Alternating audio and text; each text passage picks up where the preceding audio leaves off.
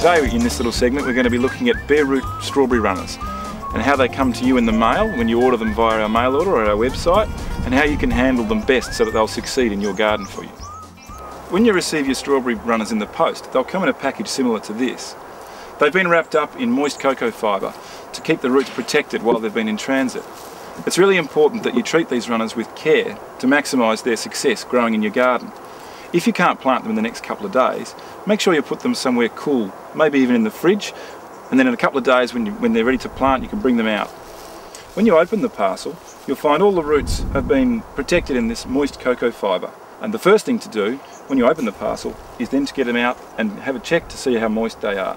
If they've dried out, give them a bit of moisture and then we can get ready to plant them.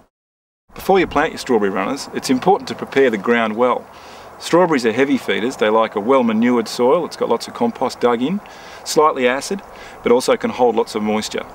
You don't want your soil to be too heavy though, because if it's too heavy and clayey, the young runners will rot. Okay, so now we're ready to plant our strawberry runners.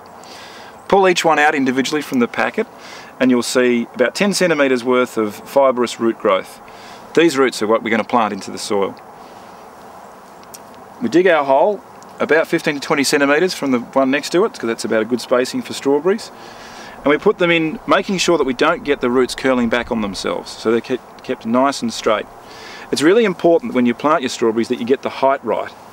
You want to get the soil level just at the point where those roots are, where they meet the top of the crown. If they're in too deep, they'll rot the crown. If they're in too high, they'll dry out. So that's about the right height there. So once you've planted your strawberries, it's time to give them a quick drink to water them in. You don't need to water them a lot at this stage, you just need to keep them moist, or just a little bit of moisture into the soil to wash them into the ground. Typically you get these runners in the middle of winter, so the soil moisture is already quite high. One of the major reasons that strawberry runners fail is overwatering at this time of the year, because the roots tend to rot in the ground. So really you just need to water them in for now, allow them to settle in and start to grow, and then start supplementary watering when the weather starts to warm up and the soil starts to dry.